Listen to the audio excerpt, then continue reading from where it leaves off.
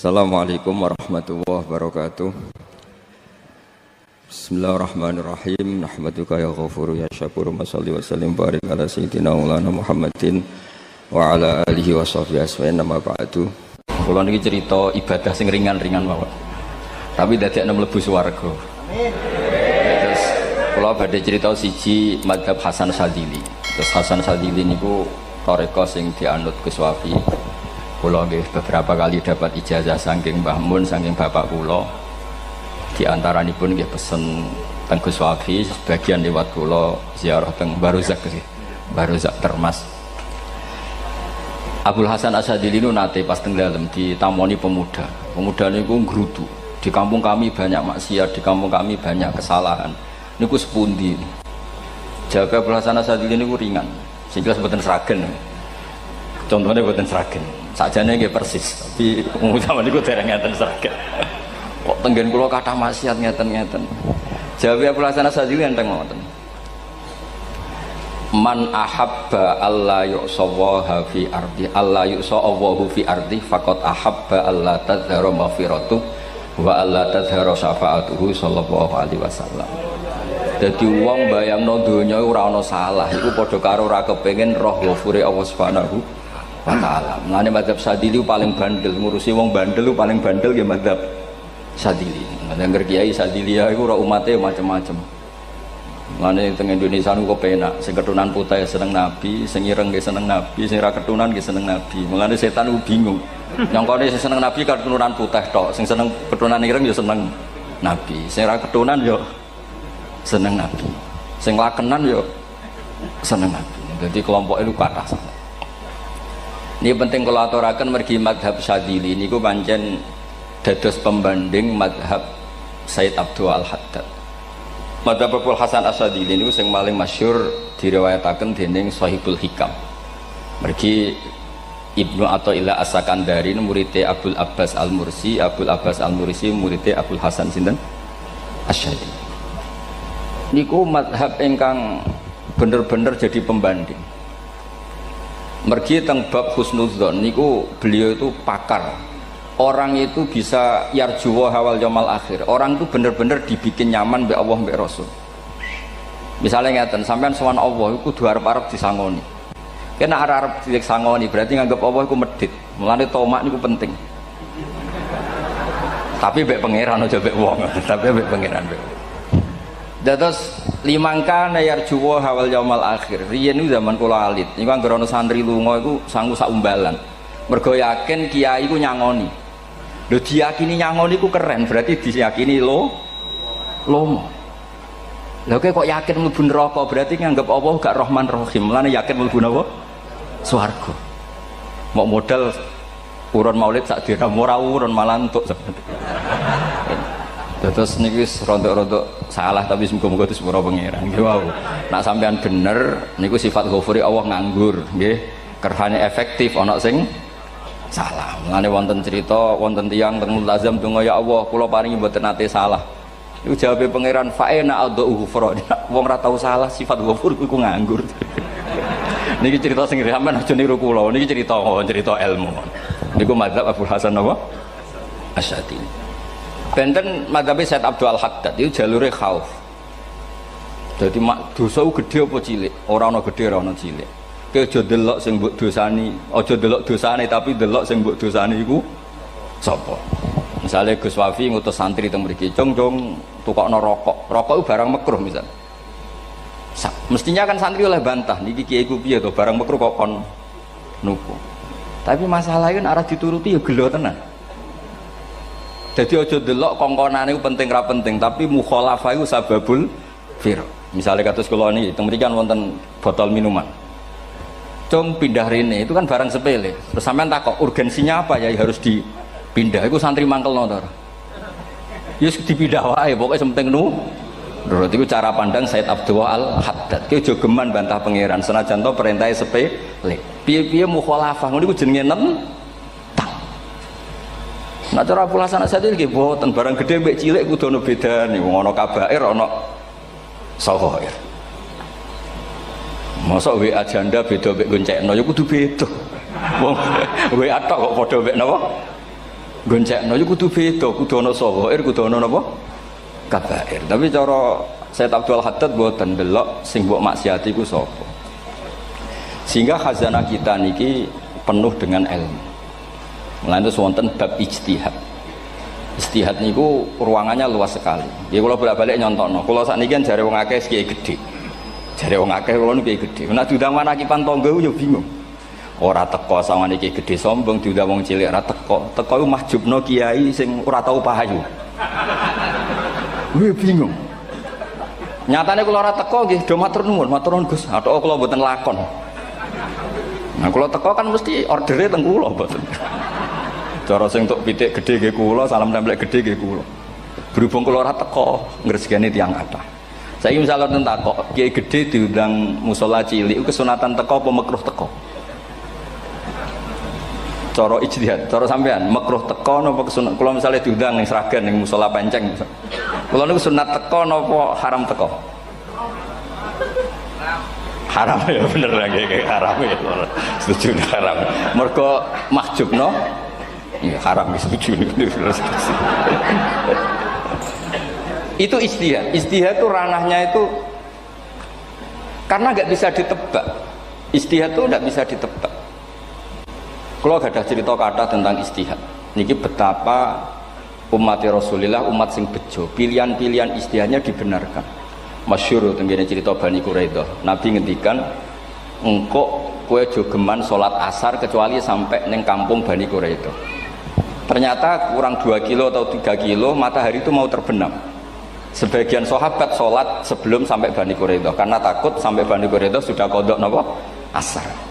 Sebagian tetap sholat di Bani Quraidah meskipun sudah kodok asar. Ketika lapor Nabi semuanya dibenarkan. Semenjak itu ada pintu sing darani pintu napa ijtihad. Mengenai kalau bolak-balik cerita, wonten kiai nak tangkok, cung kowe ngaji mek sapa? Ngaji kalian tiang niki. Kiaimu tahu nangis mboten? Lereni ngaji mek kiai ra iso nangis, berarti atine atos. Nak Abdul Hasan Asadi takok cung kowe ngaji mek kiai sapa? Kiai fulan. Tahu guyu mboten nate, lereni kiai ra iso syukur mbok jeni. Kiai ra iso syukur kok mbok jeni. Karena itu masalah ijtihad. Nggih masalah napa?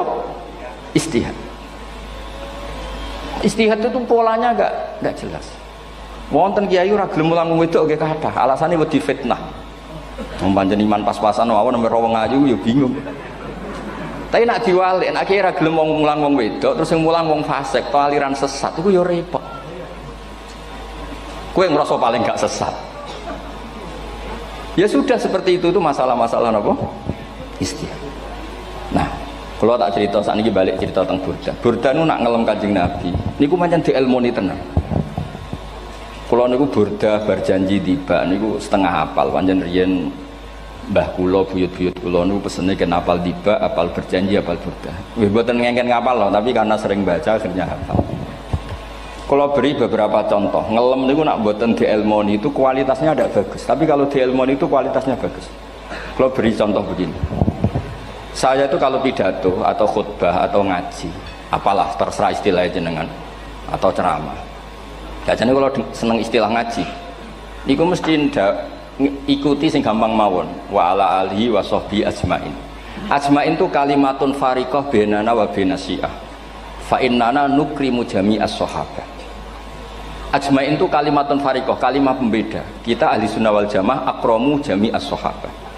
Ada kelompok sing akramu sahabian wa ahanu sahabian akhir. Sehingga ajmain itu harus kita baca. Itu karena itu kalimatun fariqah, kalimat pembeda. Kata-katanya hanya ajmain. Begitu juga berjanji. Berjanji itu nak ngelem Nabi niku wa ba'du fa'aqul wa Muhammad bin Abdullah bin Abdul Muttalib wasmuhu Syaibatul Hamdi Humidat Hisaluhus Saniyah. Karena ketika Rasulullah memaklumatkan jadi Nabi itu problemnya itu nasabnya siapa? Orang-orang yang di Palestina, di Israel, di Yordan, di Syam kalau dulu itu alamatnya Nabi itu harus turunan Ibrahim. Ibrahim sementara orang Syam menurut pengetahuan orang-orang Yahudi Syam. Maka saya berjanji menunjukkan dulu kalau nasabnya Muhammad itu ini. Terus sampai warafuhu ilal khalili Ibrahimah. Terus ila dzabih Ismailan isbatu wa mun tamah. Terus setelah itu terus beliau ngendikan wa adnanu bila raibin inda dzabil ulumin sabiyah ila dzabihi ismail nisbatu wa mun tamam. Terus ketika berjanji di Karang itu sudah ada faham-faham yang seakan-akan babahnya Nabi itu ada masalah. Terus beliau ngendikan ini Syaibatul Hamdi, Sayyid Abdul Muthalib itu orang yang ketika buka Ka'bah, buka Zamzam, saurip-uripe muji pangeran. Terus banyak lagi wasumi'a fi sulbihin Nabi sallallahu alaihi wasallam dzakarallaha ta'ala walab. Mbah yang ini bahkan dengar ketika Nabi masih di punggungnya membaca tasbih. Terus sampai fa'azim bihi min ikdin ta'allaqat kawakibud durriyah wa kaifala wa sayyidul akramu sallallahu alaihi wasallam wasitatuhumun. Nabi itu orang suci, makanya harus lewat rahim yang suci, harus lewat bapak yang suci, mbah yang suci, sampai ila Khalilir Rahman Ibrahim alaihis salam. Makanya terus dinagumkan nasabun tahsibul ula dukhulau, terus tarokus sifaha falam yusibhum aruhu min adami wa ila abihi wa ummihi. Karena kabeh sonal ismihi, semuanya itu untuk menjaga asmane Nabi Muhammad sallallahu alaihi wasallam. Kemudian Burda membentuk itu dalam bentuk nazuman. Misalnya beliau ngendikan Rasulullah itu mutiara. Jadi ketika dakwah berpola ya baik, ketika tidak berpola juga baik. Beliau cara muji Nabi faddurru yazdadu husnan wa huwa muntazimun. Namanya mutiara ketika diuntai pasti sangat indah. Tapi terus-terusannya itu walaysa yang kusu qadran ghairu muntazimi. Tapi namanya mutiara, mbok berserakan pun tetap indah. Jadi unik. Berarti ketika beliau uji Nabi dakwah tertib pernah. Sholat tuh harus begini, harus begini, harus begini. Beliau sholatnya tuh makninah tertib. Tapi Nabi pernah sholat gak tertib. Duhur tuh 2 rakaat. Mana anak kiai rodok lalinan itu ya anak sana tuh. Duhur itu 2 rakaat. Tapi barokahnya Nabi duhur 2 rakaat diketahui cara sholat kalau salah itu gimana. Umpama Nabi sholatnya bener terus, itu akan kesulitan kita solusinya ketika ngalamin apa? Kesalahan. Makanya Nabi ngendikan ma kuntu ansa walakin unassali as-sunnah. Itu mestine ra tau lali, tapi didesain lali biar bisa jadi sunnah. Wonten tiyang salate suwi maca surat Baqarah. Wonten tiyang badhe njupuk wedhuse lah cara Indonesia. Bareng kesuwen piambake mufaraqah. Walhasil Mu'ad matur Nabi, ini munafik di tengah-tengah sholat kok mufaraqah. Si penggembala unta ini juga ngeklaim, ya Rasulullah imam kita tidak benar, sholatnya kesuwen. Pikirannya wong ora bela imame. Ternyata Nabi gak belok sing ngangon. Afattanun anta ya Mu'ad. Wong imame wong seragen surat Baqarah. Wis pokoke kulo wae. Jadi Islam itu segampang itu, semudah itu. Sehingga wonten tiyang niku isane maca kulhu, rakaat ula nggih kulhu, saniyah nggih kulhu, pokoke kulhu. Sampai sok makmume ku mangkel. Waduh, si imam iki gak keren, mosok main apa? Kulhu. Dilaporno, ya Rasulullah ini imam yang kau tugaskan di kampung kami niku amen maca kulhu, Mam. Ditimbali mbek Nabi, kenapa kamu baca kulhu terus? Li annaha sifatullah, karena itu sifatnya Allah. Maka saya senang mengulang-ulang sifatnya. Terus kata Nabi, saya barusan dikasih wahyu Allah bahwa Allah mencintai kamu karena kamu mencintai surat Qulhu. Nah ini ijazah yang seragam ini niku apa? Nanti maca timbang maca idza samsu kuwirat bulet ning tengah. Jajal ampun tak tes sakniki. Kiai paling pinter teng seragam kan maca idza samsu kuwirat di depan umum. Mungkin nak dhewean roh tapi nang ngarepe Habib Doa ngarepe Gus Wafi meriang nak muntir. Wah, ngoten niku kula ndek kanca niku imame level desa, bareng imami teng kecamatan salat Id. Mersiapno surat Tabarakalladzi biyadil mulk. Suwengi diapalo lanyah sampai ambeke hafid. Niku nyatane nggih malah klirune fatal, malah lali ra maca Fatihah. Saking semangate ben ketok imam keren maca surat napa? Tabar. Jadi yo ribet. Terus kula suwun seneng Nabi niku kados senenge para ulama. Niku nak nyipati Nabi niku gampang. Kula niki beto kitab Saraipun Burdah kalian Saraipun Barjanji. Niku kalau ngelem Nabi niku sederhana sebenarnya. Tapi itu yang mengena. Bisa ulang lagi niku sing mengena. Misalnya dawe Imam sing aran Risalah Qusyariyah. Tegene Bukhari ini cerita Bukhari. Nanti semua Nabi ketika di akhirat tuh nafsi. Jadi roh prahara kiamat itu pun gak dinyali mau muni nafsi. Nabi ini cek kober ngendikan ummati umat. Ketika semua nabi ku pelo wis ra iso muji pangeran, Nabi Muhammad di depan Allah tesih saged muji. Fa ahmaduhu bimahamida allamani ha rabbi. Ketika nabi lain sudah tidak punya nyali bilang alhamdulillah, Rasulullah masih punya nyali bilang alhamdulillah. Sehingga fa Muhammadun ahmadu min ghairi. Hampir semua ulama ngendikan ahmadu yang Muhammad itu af'al tafdil. Fa Muhammadun ahmadu min ghairi. Ketika nabi lain sudah tidak bisa atau tidak punya nyali memuji Allah, Nabi Muhammad masih berani memuji Allah ketika mahsyar. Karena logikanya begini, kira-kira pikirannya nabi-nabi ini wis kiamat, berarti amal wis ditutup lah, buku wis tutup. Tapi tak pikirannya Nabi Muhammad boten ngoten. Allah itu tidak diganggu oleh apapun, tidak kena atau tunduk sama konstitusi apapun. Sampean ra iso ketemu Allah, Allah nih pun akhirat, jenengan pun boleh macam-macam nih, pun tutup buku boten saged. Rahmatnya Allah tidak bisa dibatasi oleh akhirat. Saya ulang lagi, rahmatnya Allah tidak bisa dibatasi oleh akhirat. Makanya Nabi tetap berani mengajukan syafaat meskipun sudah finish, sudah akhirat sudah finish. Sehingga Nabi muji-muji Allah, akhirnya Allah ngendikan ya Muhammad irfa' ra'sak wasal tu'tah wasfa'tu syafa'. Sudah Muhammad, kamu minta apa tak kasih. Saatnya beliau minta hak napa? Syafaat, disebut maqamam mahmud. Dan ini kula waos kitab kersane orisinil niki betapa sayangi Rasulullah sallallahu alaihi wasallam teng kita. Ketika nabi lain tidak punya nyali kecuali mikir dirinya sendiri, jadi aku punya ngendikan nafsi-nafsi, Nabi Muhammad masih gak ada nyali ngendikan apa ummati ummati. Itu bukti bahwa nabi itu enggak pernah enggak mikir umatnya. Wala sawfa yu'tika rabbuka apa? Fatartu. Ini nabi cek jawab, fa la ardo wa wahidun ummati finnar. Kalau engkau memberi saya sampai saya puas, maka saya tidak puas dan satu dari umatku masih menjadi ahli napa? Neraka. Ini kalau waos nak sampean orang nangis kebablas. Niki cerita betapa Rasulullah sallallahu alaihi wasallam niki jarang tiang maos niki kula waos kersane tambah mahabbat dengan Rasulullah sallallahu alaihi wasallam.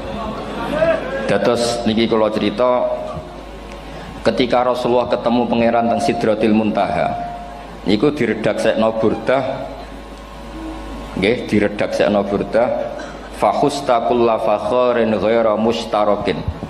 Engkau mendapat kehormatan yang tidak tersaingi.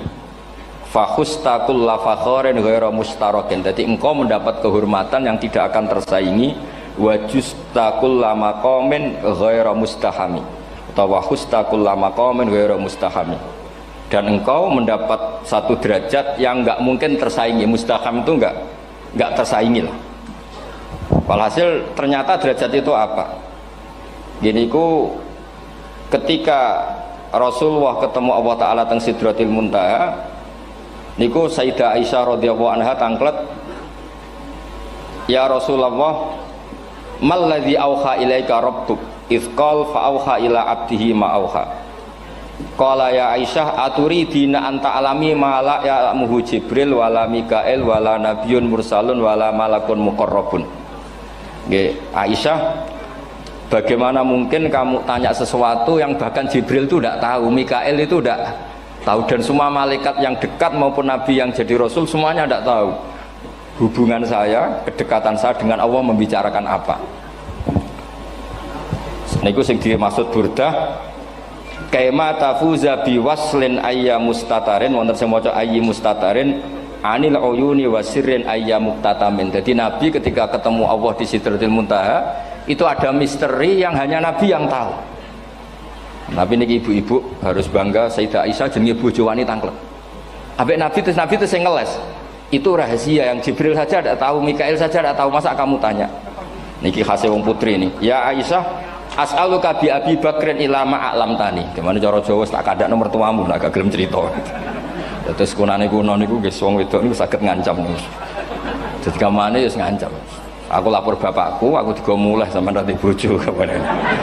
Ya rada ribet jenengan ngadepi wong wedok niku rada ribet. Terus faqala akhirnya Nabi cerita, tapi ya tentu tidak semuanya diceritakan.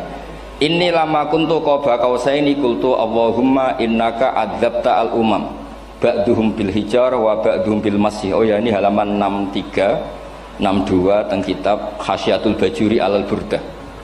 Ya, kitab Hasyatul Bajuri alal Burdah. Ya Allah, Engkau menyiksa umat-umat sebelum umat saya, sebagian bil hijarah wa ba'dum bil mashi wa ba'dum bil khosfi. Fama anta fa'ilun bi ummati. Lalu yang akan kau lakukan untuk umatku itu apa? Reputasi jenengan sama orang-orang yang durhaka itu selalu menyiksa. Ada yang pakai batu, yang dilikuifaksi, ada yang pakai ini. Mosok umatnya kekasih jenengan podo ngoten. Berarti Nabi ku mun nego lah. Nego supaya gak sama. Faqala unzilu alaihimur rahmah min ananis sama wa ubaddilu sayiatihim hasanat. Ndak, saya ndak seperti itu dengan umatmu. Waman sa'alani a'taituhu waman tawakkala saterusé. Terus wa fid dunya asturu alal usad wa fil akhirah usyaffi'u kafihim. Orang-orang yang masih maksiat di dunia tak kasih hak tobat, dan nanti di akhirat tak kasih hak syafaat. Engkau tak kasih hak syafaat. Mulane ini penting dingertosi bilih ukuran nabi baik itu gampang nak sampean ngaji ngangge ilmu. Syafaati li ahlil kabair min ummati. Sok syafaatku kanggo ngomong sing salah akeh. Wong nabi ku ora melok dosa kok mikir nyafaati. Nak rapi-apike wong ora mungkin. Wong sing dosa iku sampean, sing salah sampean, sing mikir solusine Kanjeng. Nah, lho wong kok apikane ngono iku gak mungkin ta wong. Wong sing salah ku sampean, sing diutang yang sampean, sing kasus ku sampean, sing mikir Kanjeng. Nah, itu cara ulama ngelem Kanjeng Nabi. Mulane khodam tuhu bimadihin astaqilu bihi dzunuba umrim madha fi syi'ri wal khodami. Dadi aku ngelem Nabi iku sebagai bentuk ngelem sing dadekno dosaku ben disepuro pangeran. Misalnya kita suka Alphard, muji Alphard, suka Innova, muji Innova, suka kebun, muji kebun. Sing ribet tuh nak suka hewan, seneng kucing nggak ngelem kucing. Lu bareng ngelem Kanjeng Nabi kok ora iso. Lane jari Burdah, aku iku ngelem apa tau iso, mosok aku ora tau ngelem Kanjeng Nabi. Makanya terus beliau hidupnya, kemampuan syairnya didedikasikan hanya nggo ngelem Kanjeng Nabi Muhammad sallallahu alaihi wasallam. Makanya terus ngendikan wa muli kholasi khaira multazim. Saya dedikasikan kecerdasan saya untuk ngelem Kanjeng dan Nabi, dan itu solusi terbaik. Dan ini nak ngelem Kanjeng Nabi kadang kebablasan, sampai dikritik banyak ulama karena kebablasan. Gini masyhur beliau ngendikan wala yadi ka rasulullah wa ijahu kabi idzal karimu tajalla bismi muntaqimi. Wonten naskah sing tahalla juga wau teng mriki diwaos napa tahalla napa tajalla tahalla ya. Wonten naskah tahalla wonten tajalla artosipun ngeten. Ya Allah, nabimu ini engkau gelari nabi yang ar-raufur rahim, sebagaimana yang sering disebut Habib Ali Al-Habsyi. Jika nabimu itu ar-raufur rahim, maka ketika engkau mau menyiksa saya dengan atas nama engkau al-muntaqim, zat yang tukang nyiksa, yang menyiksa, maka gelar engkau kepada nabi yang ar-raufur rahim itu kamu kemanakan? Jenengan kudu konsisten, terus kadung ngarani nabi ini jenengan raufur rahim. Maka sifat jenengan yang muntakim jangan pakai dulu, karena saya ini umatnya Nabi yang kamu beri gelar Raufur Rahim. Paham tuh jenengan? Maksudnya ya ojo sido nyiksa wong kadung mbok arani Raufur Rahim.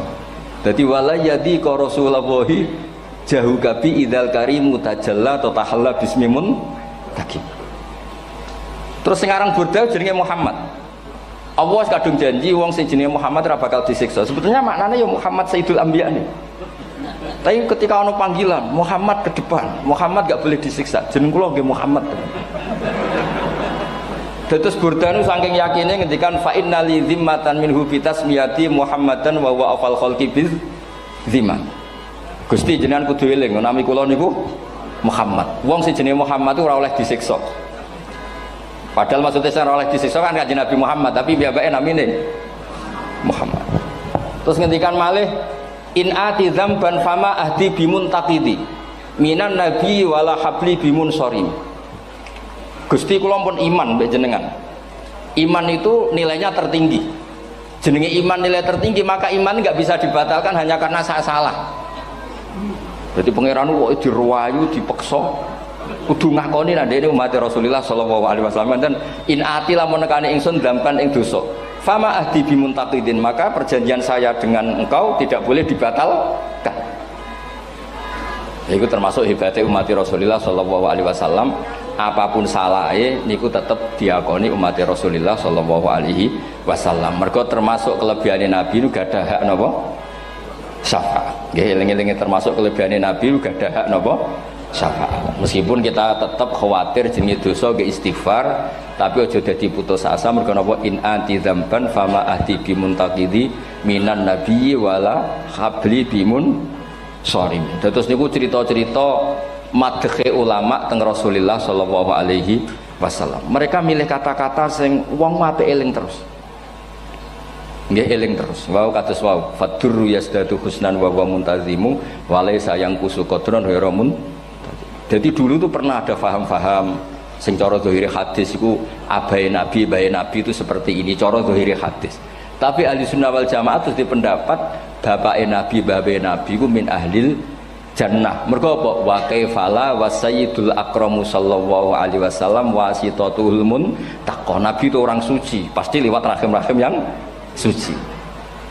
Minal aslabi thahira ilal arhamiz zakiyatil fakhirah.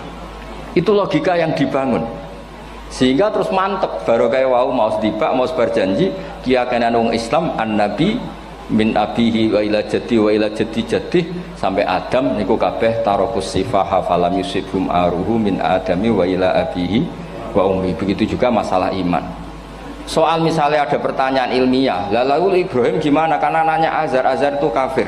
Zaman ada Nur Rasulullah sallallahu alaihi wasallam, Azar belum kafir. Setelah intikal ke Ibrahim baru Azar kafir. Atau ada yang menjawab istilah abun di situ itu majaz. Sebetulnya Azar bukan bapak kandung tapi apa?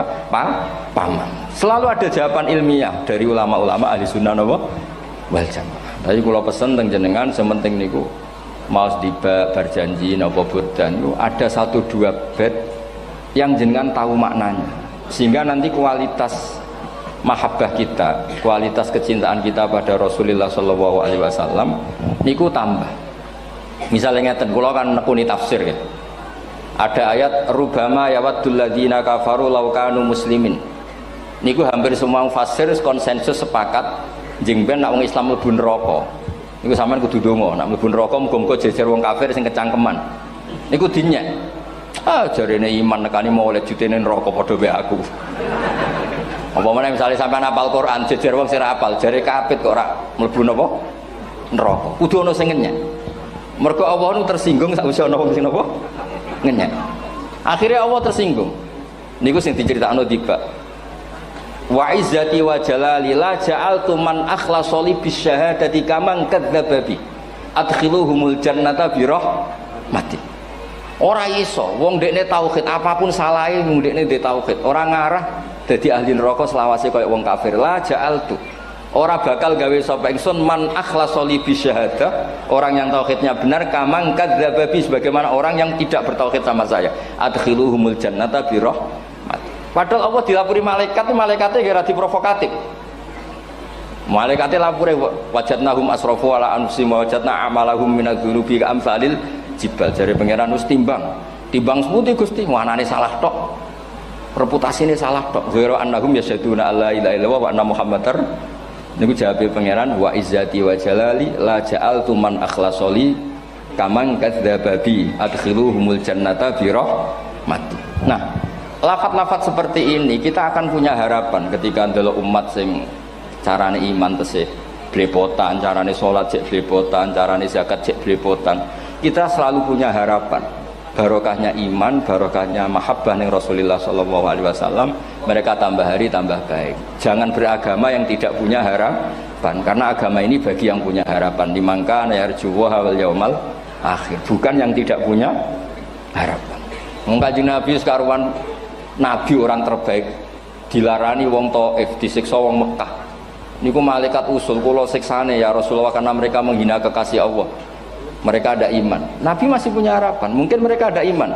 Tapi asallah ayyukhrija bal arju ayyukhrijawah min aslabihim may ya'budu wa la yusyriku bihi syai'an. Anak bapak orang iman, aku cek di harapan anak putune iman. Dan sedekah Rasulullah sallallahu alaihi wasallam. Saniki kathah bapak era poso, anaknya melok TPQ, bareng poso juk gendong, akhirnya bapak izin melok poso. Bapaknya maca Quran ra tau, bapaknya nekani wisuda anaknya hafid. Mulane bapaknya ora kena dibentuk, ya arep-arep napa? Anake. Nah anake ora kena dibentuk ya arep-arep putune nganti Imam Mahdi turun nang ngoten pokoke agama niki limangka nayarjuha wal yaumal akhir. Terus kula suwun sak napa madzhab Abdul Hasan Asyadzali nggih pancen madzhab niku kathah tapi kula suwun agama teng zaman akhir dawuh Mbah Mun kudu kathah rojae. Nggih mergi walladzina amanu asyaddu hubbal lillah dawuh Imam Ghazali ar-roja yuqaddam alal khauf. Mergo roja dadekno mahabbah. Orang yang punya harapan itu lebih mudah mahabbah. Dan hubungan kita dengan Allah itu hubungan mahabbah. Ini ku walladzina amanu asyaddu hubbal lillah. Saman roh anake wakal kok hubungane putus asa mesti maksudno. Tapi nek hubungane iso wae saiki nakal so ben gak.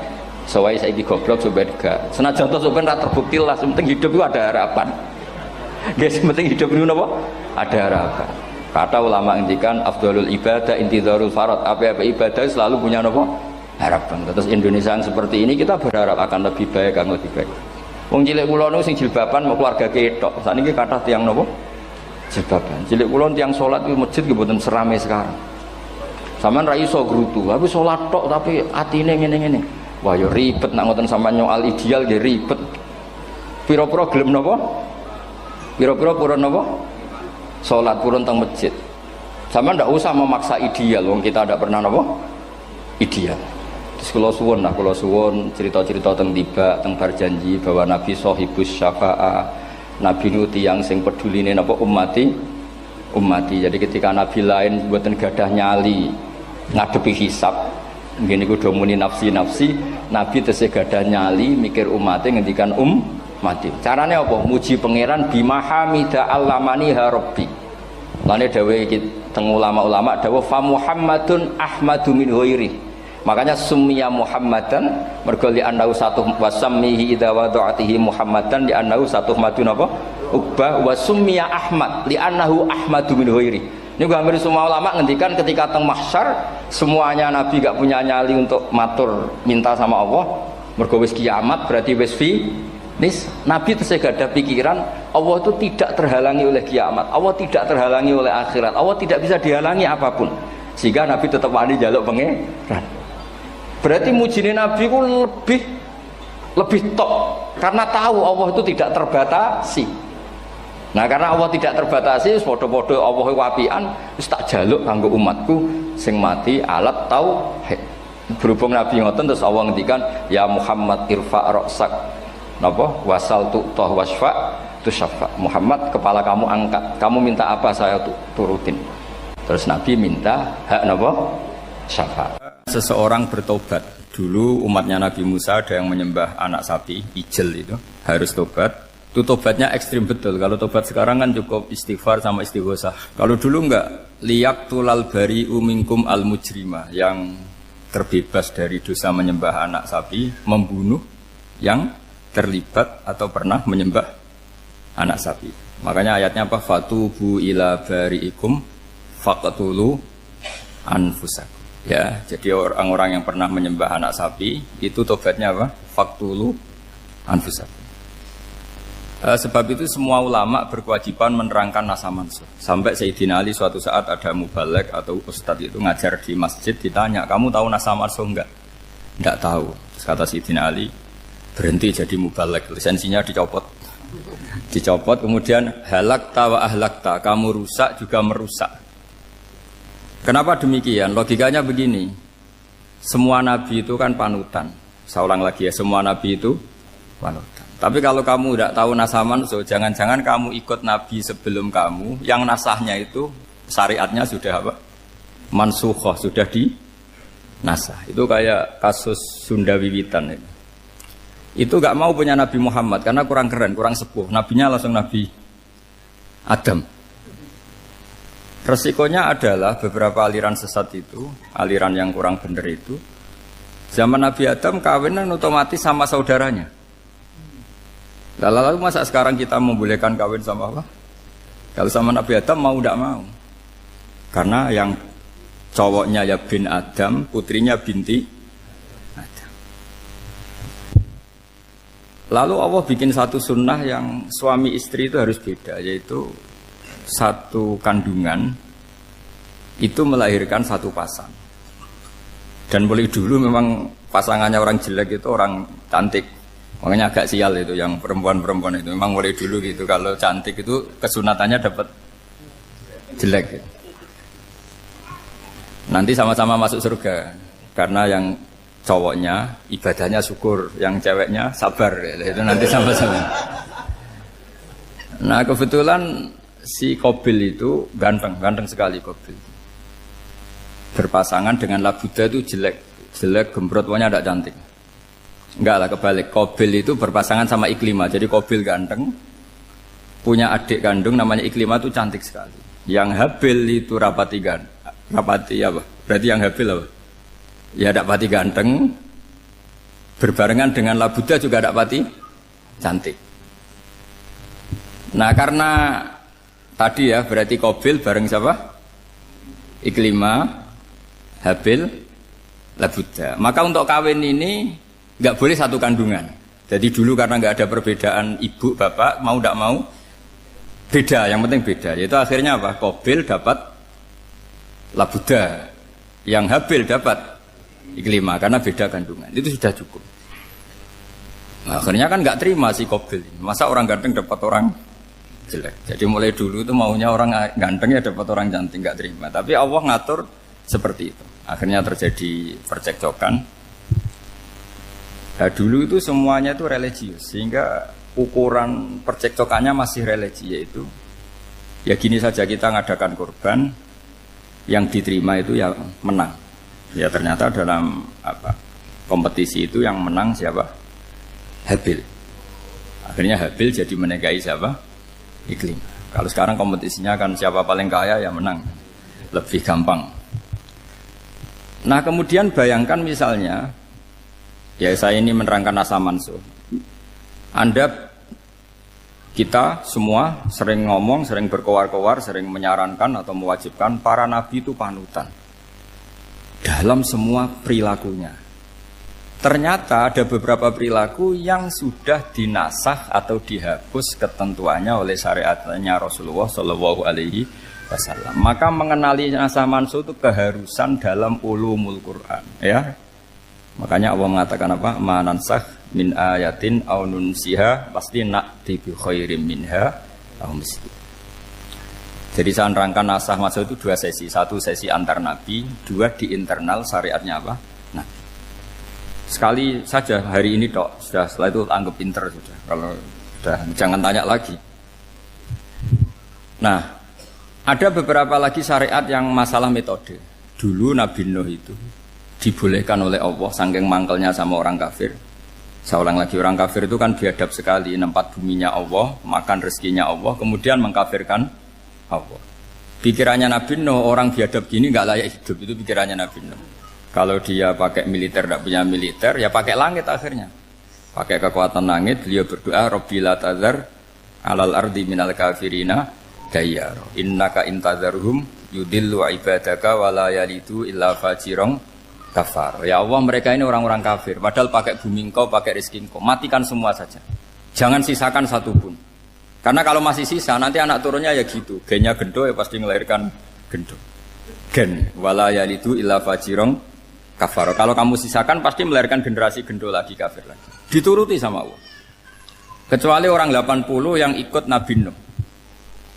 Nah orang 80 yang ikut Nabi Nuh ini selamat karena iman. Maka generasi yang sekarang ini termasuk saya semua ini semuanya turunan orang iman. Maka kita ini punya dua status. Satu, Allah kadang manggil kita ya Bani Adam karena faktanya kita turunan Nabi apa? Adam. Panggilan kedua adalah dzurriyyataman hamalna ma'nuh. Orang-orang sekarang itu pasti turunan orang yang ikut perahunya Nabi Nuh. Jadi nasab kita ini sudah steril. Sudah tidak ada nasab lewat kafir karena yang kafir sudah habis. Semua orang sekarang itu turunan Nabi Nuh, yaitu disebut apa? Dzurriyyataman hamal nama. Itu sekitar orang 80. Nah, oleh Allah Subhanahu wa taala syariat seperti ini pernah dituruti, yaitu akhirnya mereka mati semua kecuali orang 80 yang mukmin. Tapi uniknya Allah apa? Era Rasulullah Shallallahu Alaihi Wasallam, Nabi kita Nabi Muhammad itu diutus rahmatan lil alamin.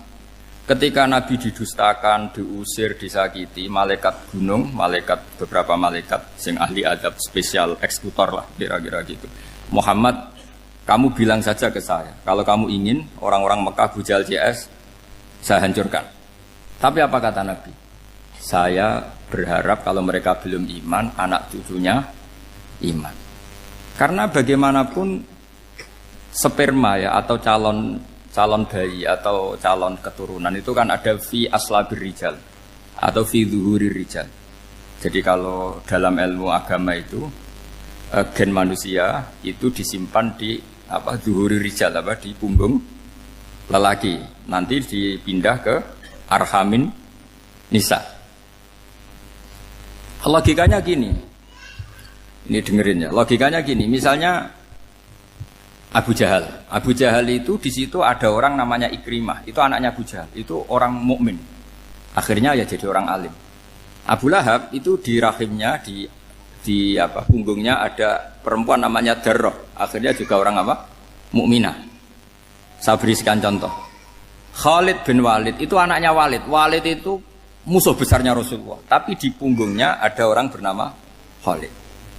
Ini dengerin. Nah, di punggung ini kira-kira Allah sudah tahu apa belum? Jawabannya sudah tahu. Artinya kalau ini mati atau kamu bunuh, kamu sebenarnya nggak bunuh orang kafir saja, bunuh calon orang mukmin yang sekarang masih bersemayam di punggungnya orang-orang kafir. Jadi bisa saja orang yang sedang kafir itu ada sekian calon generasi yang suatu saat mukmin. Itu syariat yang diajarkan ke Rasulullah SAW. Karena kasofnya Nabi, kasof itu satu kondisi di mana seorang Nabi itu dipertontonkan sesuatu yang nggak kelihatan. Itu dalam bahasa Arab kasof atau mukasyafa. Nabi dipertontonkan ternyata banyak orang kafir yang di punggungnya itu ada calon generasi mukmin atau muslim. Akhirnya Nabi gak berani. Jangan bunuh. Mungkin bapaknya ada iman tapi anaknya iman. Betul, Abu Jahal punya anak Ikrimah, Abu Lahab punya anak Darroh, Walid punya anak siapa? Walid. Itu mirip seperti kita. Bapak era sholat, anak ETPK sholat. Akhirnya bapaknya katut sholat. Banyak gak di Indonesia? Bapaknya tidak bisa baca Quran, anaknya hafid. Nah, itu kalau bapaknya kamu habis, tidak ada yang meselin. Makanya biarkan hidup saja. Nah, artinya gini, andaikan tidak ada ulama yang menerangkan nasa mansuh, dikira syariat Nabi Nuh itu abadan mu'abbadat, selamanya lama. Sehingga main teror sama orang kafir sah berdasar Nabi Nuh. Padahal kita sudah ganti Nabi. Yaitu syariatnya Rasulullah SAW, masyhur itu ketika Nabi ngendikan, saya tidak minta mereka dihukum, tapi ya Allah saya minta Allah mahdi qaumi fa innahum layak lamun. Mereka kafir itu karena tidak tahu. Sehingga ada periode. Loh kalau perang itu beda, perang itu konteksnya duel, itu tidak harus sama Abu Jahal, Abu Lahab. Ada penjahat mau bunuh kamu wajib perang enggak? Wajib. Penjahatnya meskipun muslim apa harus kafir? Meskipun muslim. Maka kata ulama fikih sebetulnya perang duel itu bukan syariat muslim sama kafir tok. Masih muslim sama muslim, misalnya ada orang mau merkosa istri kamu, terus dia pamit gini, saya muslim loh, beri hak loh. Enggak bisa. Saya penjahat loh, muslim, jadi kamu nggak boleh merangin saya, ngelawan saya kan muslim. Nggak bisa, tetap harus dilawan. Makanya kata ulama-ulama fikih, pertarungan sama musuh itu tidak harus sama orang kafir. Orang muslim pun yang mengganggu kehormatan kita, misalnya mau merkosa istri Anda, itu harus dilawan. Makanya Nabi ngendikan, mangkutilah duna mali fahuwa syahid, mangkutilah duna harimi fahuwa syahid. Orang yang mati karena membela kehormatan keluarganya atau hartanya, maka dia mati syahid. Dan penjahat yang mati ini muhaddarun damu, diabaikan sehingga enggak kena kisos, pembunuhnya enggak kena. Misalnya ada penjahat mau bunuh kamu duel menang, kamu enggak kena kisos karena ini muhaddarun damu, diabaikan kehormatannya.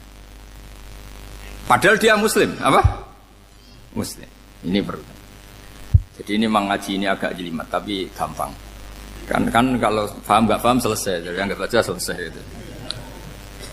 Sehingga kalau nggak ada nasa mansuh, maka orang selalu berpikir, pokoknya sementing ikut Nabi. Nah itu bahayanya kalau Anda tidak tahu detail, jangan-jangan syariat yang kamu ikuti itu syariat yang sudah berstatus mansukhoh, telah dicabut. Dan itu banyak. Makanya kata Sayyidina Ali ketika ada orang ngajar nggak tahu nasa mansuh, halakta wa ahlakta, kamu rusak dan merusak orang lain. Seperti tadi pernah ada kawin itu satu turunan, yaitu era Nabi Adam. Masa kita sekarang kawin sama satu turunan, kan nggak mungkin. Ya kan, pernah ada membumi hanguskan orang kafir, yaitu syariatnya Nabi Nuh. Itu dihapus oleh syariatnya Nabi Ibrahim dulu. Yaitu Nabi Ibrahim menghentikan apa? Faman tabi'ani fa innahu minni wa man asani fa innaka ghafurur rahim. Ya, kalau orang ikut saya ya Allah ya pasti golongan saya. Kalau yang masih maksiat, masih balelo, saya berharap engkau ampuni. Akhirnya banyak orang kafir tobat. Coba era Rasulullah itu semua orang kafir Mekah itu kafir. Nabi belum wafat. Itu sudah ada 114.000 mukmin semua.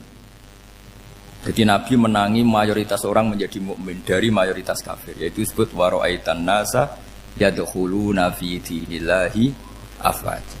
Andai kan Nabi Muhammad pakai syariatnya Nabi Nuh, bisa enggak mengislamkan orang sebanyak itu? Enggak bisa kan? Maka ini penting mengenali nasab mansur. Jadi periode cara wong Jawa maksud no tuntas. Robila Tadar itu, pasot tuntas itu, menghabisi itu habis di periode Nabi siapa? No, syariat itu sudah enggak dipakai lagi. Yang dipakai apa? Faman tabi'ani fa innahu minni wa man asani fa innaka ghafurur rahim. Lah Nabi Muhammad ini Nabi yang kena khitab anit tabi' millata Ibrahim hanifah.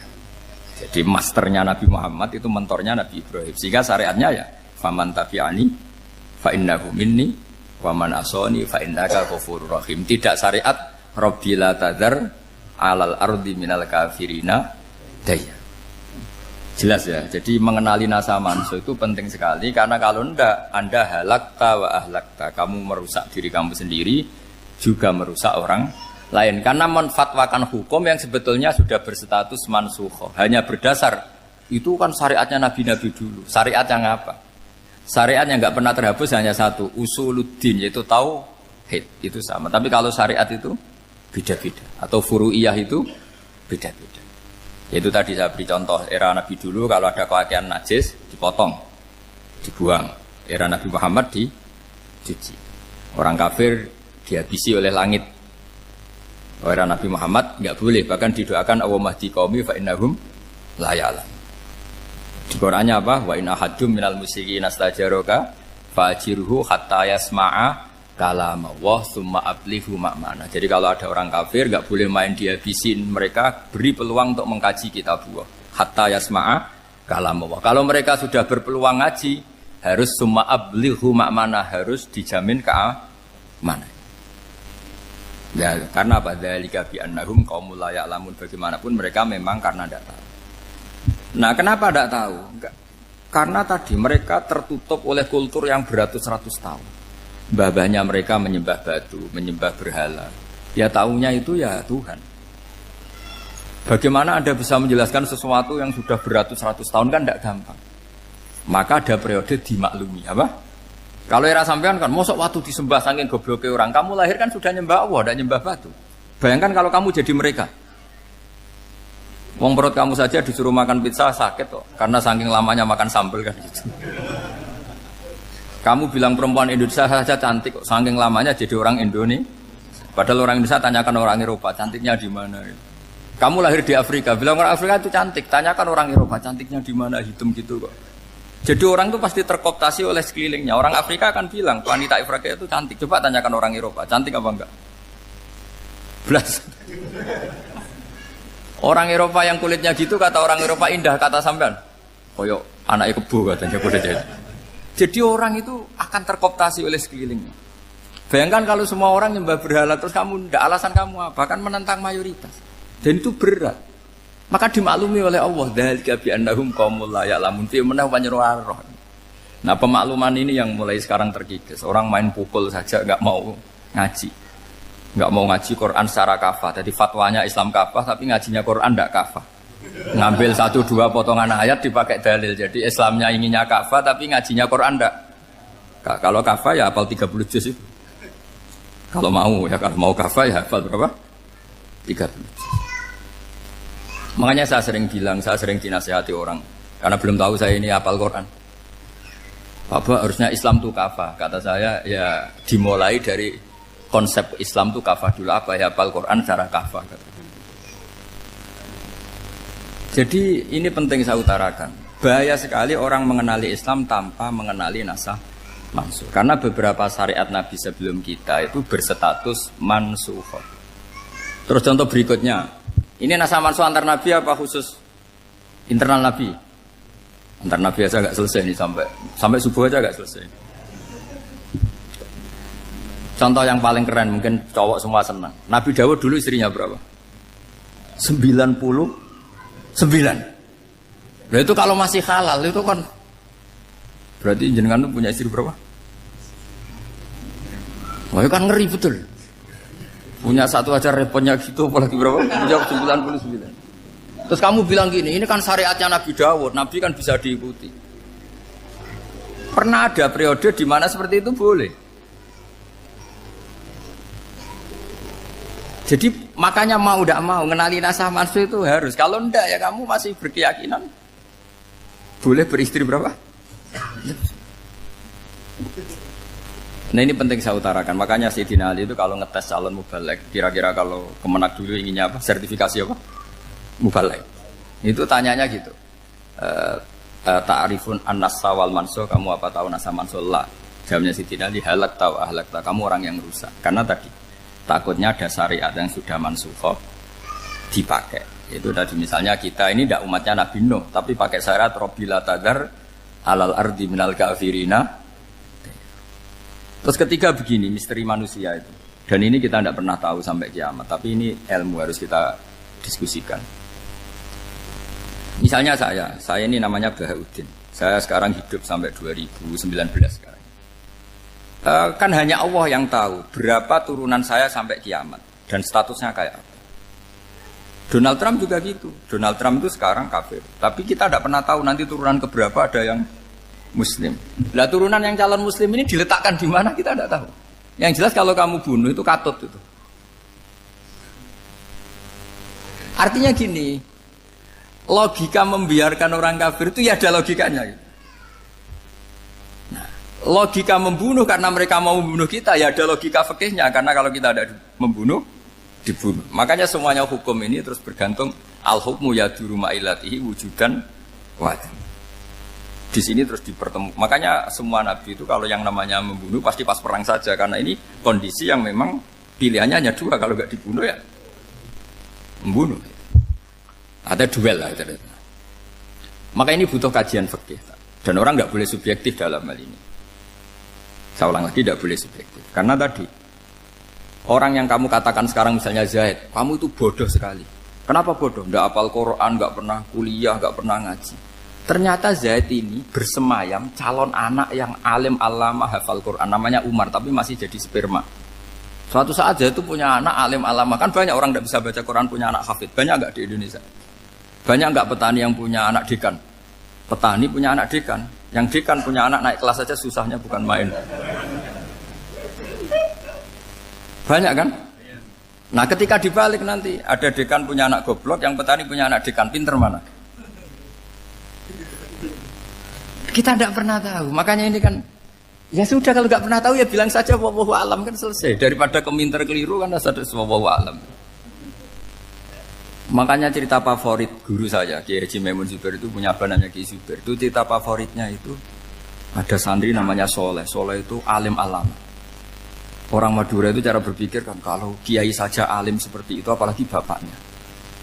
Pas bapaknya main ke pondok, santrinya ada ribuan. Bapaknya main ke pondok itu, sholat itu ya gak bener, gak sesuai sunnah Rasul lah kira-kira gitu. Sudah sholat itu gak bener, apa-apa gak bener. Masih ditakwil sama santri Madura, karena orang Madura itu kultus. Mungkin khilaf itu satu khusus, pokoknya perlakuan khusus. Suatu saat saking bodohnya orang itu, kenceng tuh pinggir musola. Wah ini gak bisa ditakwil lagi, akhirnya gak bisa ditakwil tuh gak. Wah ini sudah gak bener ini, gak bener. Singkat cerita santri tadi gak kuat matur ke kiainya, Pak Yai, jenengan sealim itu kok bapaknya segoblok itu. Kenapa? Ya, dia kenceng pinggir musola. Oh bapak saya itu pinter sekali. Kok bisa? Karena beliau yang memutuskan saya mondok sampai saya jadi alim alama seperti ini. Yang bodoh itu mbah saya. Yang bodoh itu mbah saya.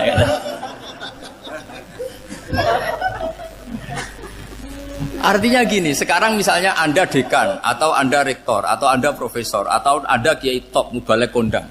Anda mau balik kondang terus punya anak, gobloknya bukan main. Atau apalagi anaknya ketangkep KPK. Yang satu anaknya orang bodoh jadi dekan. Kalau kompetisi ini pinter mana coba? Ada ahli metodologi tapi anaknya itu terlibat narkoba. Yang ini petani utun, anaknya dekan. Kira-kira kalau dikompetisikan pinter mana? Anaknya pinter petani tadi. Yang ketika petani kamu vonis bodoh gitu. Tapi siapa tahu kalau ini menyimpan calon. Paham ya? Kita tidak pernah tahu. Makanya Quran selalu ngajari dalam ilmu sosial itu wa in adri la'allahu fitnatul lakum wa mata'un ila. Di dalam ilmu sosial itu kita harus jawab tidak tahu. Karena mudah. Makanya saya tadi pagi ngaji di direktorat saya bilang, saya pernah diprotes orang, Gus kamu udah jelas 01 atau 02. Ya saya jawab gitu. Manusia itu makhluk yang paling gak jelas gitu. Sekarang soleh suatu saat bisa saja gak soleh. Yang sedang gak soleh suatu saat soleh. Sesuatu yang mungkin rubah kok kamu fanatik itu gimana? Nalarnya itu gimana? Coba kita tahu dulu Wahsy itu pembunuh Hamzah, akhirnya mati mukmin ya enggak? Padahal orang yang sangat dibenci Rasulullah karena membunuh Sayyid siapa? Hamzah.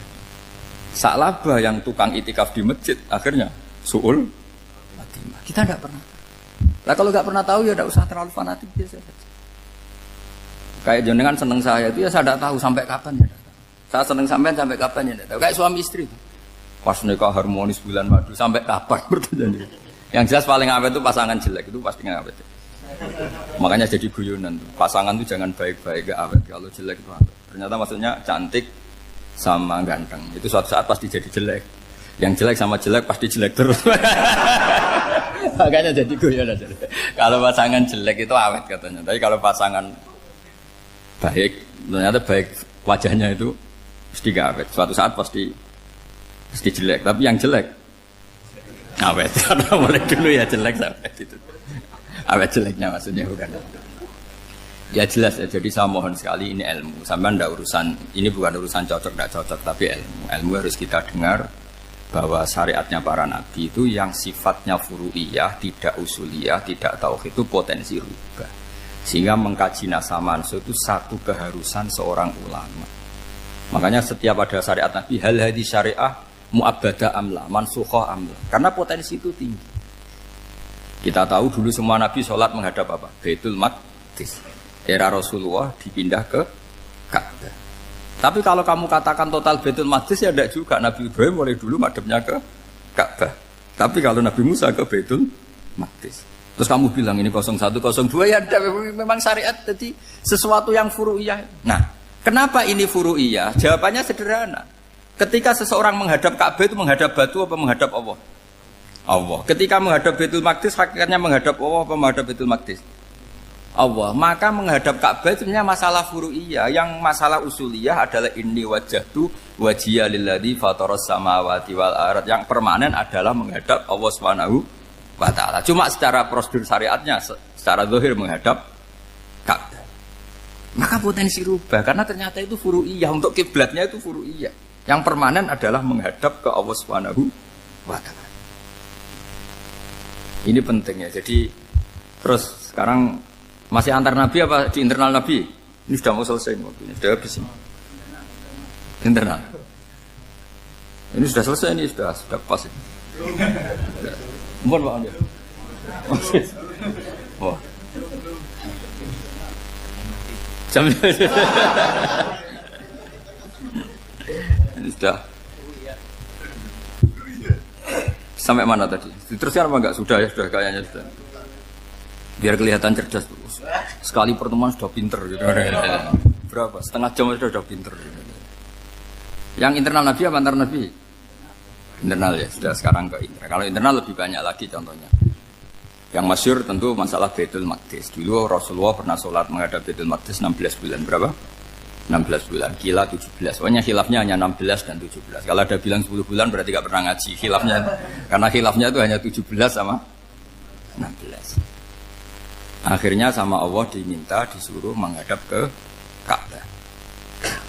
Saya ulang lagi, itu tetap masalah antar nabi sebetulnya. Begini, Makom itu kalau dalam bahasa Arab bukan kuburan. Kalau di Indonesia kan makomnya Sunan Bonang itu kan kuburan. Kalau makom dalam bahasa Arab itu sesuatu yang pernah dipakai singgah, itu namanya apa? Makom. Lalu Rasulullah itu pertama di Medina itu madhep Baitul Maqdis itu 16 bulan. Orang Yahudi senangnya bukan main. Sampai mereka bilang gini, Muhammad tuh gaya-gaya nantok punya agama baru, tapi kiblatnya ikut kita. Baguslah anak itu katanya, masih tahu diri katanya. Bagus katanya itu masih tahu diri. Jadi senangnya bukan main orang Yahudi. Karena kiblatnya Muhammad sama dengan mereka. Ya tentu mereka jangkar Muhammad, bukan Sayyidina Muhammad atau Rasul Muhammad, karena mereka masih gak iman. Nabi itu ya agak tersiksa karena beliau secara gen turunan Nabi Ibrahim dan kiblatnya Ibrahim itu Ka'bah. Agak tersiksa tapi sami'na wa ata'na tetap madhab ke Baitul Maqdis berapa? 16 bulan. Suatu saat Nabi Muhammad itu disuruh madhab Ka'bah. Ini dengerin. Akhirnya madhab ke Ka'bah. Apa yang terjadi? Orang Yahudi komentar gini, Muhammad itu gimana? Dia di perantauan, rindu sama keluarganya. Terus rindunya itu diaplikasikan jadi perilaku agama. Jadi dia madhab Ka'bah dianggap kangen. Kayak saya kan orang Rembang. Rembang itu apanya Jogja? Timurnya apa-apanya? Enggak, Jakarta itu mana Jakarta itu? Barat sana ya. Ibaratnya saya orang Jakarta, terus merantau di Jogja. Dulu kiblatnya itu menghadap ke timur. Terus ketika madhab ke barat, kata sampean, wah itu padune kangen apa? Keluarga. Juga kurang ajar orang Yahudi. Jadi orang Yahudi itu memang paling pinter bully. Makanya kalau sampean tukang bully itu ya agak-agak, ya enggak. Saya tidak ngomong agak ya, pokoknya agak-agak. Ya. Pinter bully orang Yahudi. Makanya enggak ada orang debat sepinter orang Yahudi. Yang bisa ngalahkan hanya Tuhan itu. Orang Yahudi yang bisa ngalahkan hanya Tuhan. Sayyidina Ali orang paling terkenal cerdas. Itu kalau sama orang Yahudi itu pusing. Karena ya apa logikanya itu? Saya beri sekian contoh. Ada orang Yahudi tanya gini, Muhammad, kalau kambing mati itu yang bunuh siapa? Ya Allah, mati langsung itu. Agama kamu itu aneh, Mak. Yang langsung sentuhan Allah haram, tapi yang lewat tangan-tangan jahil manusia malah halal. Harusnya itu yang halal kan orisinal, langsung Allah yang bunuh. Jadi utaknya itu aneh, dari cara berpikir itu aneh. Nah cara sampean ini kan, nak halal pangan kue. Tapi Nabi kan nggak boleh bertutur kata kasar gitu. Kalau yang jadi Nabi saya untalan ngono kan gitu. Tapi Nabi kan nggak boleh kasar. Jadi Nabi itu problem karena nggak boleh apa? Kasar. Kalau kita kan gampang, wis nak halal untalan kan selesai apa? Tapi Nabi nggak boleh kasar gitu. Jadi nggak Nabi, sampean itu kan enak. Mau keliru ya pantas, mau apa saja pantas. Karena kan nggak panutan. Kalau Nabi nggak bisa meluruskan kebenaran itu harus tetap sesuai akhlak. Ya jadi agak kerepotan. Makanya punya Umar alhamdulillah ada yang nggak perlu aturan itu. Jadi enak. Jadi ya itu memang aturannya harus itu. Coba Nabi itu perang tapi nggak boleh bunuh. Kayak apa susahnya? Beliau jadi sasaran tembak tapi nggak boleh bunuh. Kalau sahabat kan enak, duel, relax, santai, bisa tarung. Kalau Nabi nggak boleh. Makanya Nabi meskipun ikut perang terus gak ada sejarah orang yang dibunuh. Ya hanya satu peristiwa itu pun dibaca orang kafir, ditangkis Nabi, pedangnya kembali ke dia mati. Tapi gak ada yang Nabi. Karena Nabi kalau pembunuh nanti itu terus kayak pendekar kan susah juga punya Nabi kok. Habis perang misalnya Nabi tanya, Muhammad habis perang berapa? 1000. Ya repot juga punya Nabi mantan apa? Pembunuh meskipun yang dibunuh orang kafir, tapi kan kayak apa ya? Fitrah manusia itu akan menolak kepemimpinan orang yang gitulah pokoknya nggak bisa diterangkan itu. Makanya Nabi itu nggak pernah bunuh meskipun kayak apa musuhnya tapi nggak pernah bunuh. Untungnya di sekeliling orang-orang yang tadi. Jangan bilang tuh suka bunuh ya, pokoknya perang gitu ya. Perang dengan bunuh itu beda loh. Ya. Kalau perang itu fair apa? Fair. Sampai mana tadi? Nabi Ibrahim ya. Tadi. Makom tadi saya ulang lagi. Nabi Muhammad menghadap ke Baitul Maqdis itu hanya Allah nuruti. Ini loh Nabi betul. Tahu betul bahwa di antara syariat adalah Baitul Maqdis. Karena semua Nabi pernah berkiblat Baitul Maqdis. Tapi Nabi ketika menghadap ke Ka'bah, Nabi juga dibilangin sama Allah. Ini loh syariat yang benar. Karena Ka'bah juga kiblat sing a'taku. Lebih tua ketimbang Baitul Maqdis. Maka disebut Ka'bah Atiqah. Ilal Baitil Atiq. Kalau Quran bahasakan Ka'bah apa? Wal yatawafu bil Baitil Atiq. Atiq itu tua sekali. Ya, sudah. Ketika berstatus tua itu orang Yahudi seneng, mergo roh kelirune Muhammad. Mereka nantang, Muhammad ayo debat terbuka. Nabi rawuh. Bagaimana Anda bilang Ka'bah itu kiblat tertua?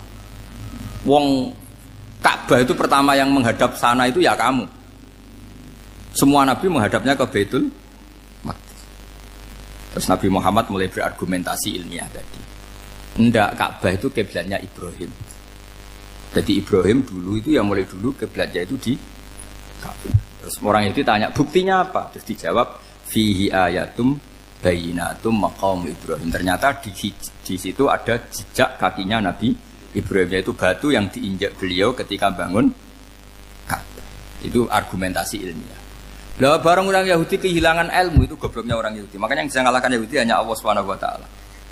Luang Ibrahim saja golongan kita, pengikut kita. Ibrahim itu pengikut Yahudi. Wah, itu Nabi mulai senyum-senyum, mulai tertawa-tawa. Wah, itu goblok, orang terdidik. Karena itu ibaratnya kayak kamu bilang Soekarno itu pengagum Puan Maharani. Kira-kira seperti itu. Soekarno itu pengikut Puan. Karena Yahuda itu Yahuda bin Yakub bin Ishak bin Ibrahim. Saya ulang lagi ya, nasabnya Yahudi ya Pak. Yahuda bin Yakub bin Ishak bin Ibrahim. Jadi Ibrahim itu mbah keempat dari Yahuda. Tapi karena mereka kalah debat, Ibrahim itu pengikut Yahudi. Itu sama dengan bilang apa? Soekarno itu pengikut Puan Maharani. Itu kan jadi aneh. Atau Gus Dur pengikut Mbak Yeni. Atau Basim Asari pengikut Mbak Yeni. Itu kan aneh. Wah, akhirnya sama Allah diingatkan. Makanya ada ayat ha antum haula hajjatum fi malakum bi ilm falimatu hajuna fi ma laysa lakum bi ilm. Perjanjian debat ini semuanya harus ilmiah. Tapi kenapa perdebatan Anda malah ndak ilmiah? Akhirnya orang Yahudi iftadohu, malu semua. Wah, semuanya Muhammad. Itu satu-satunya kekalahan orang Yahudi.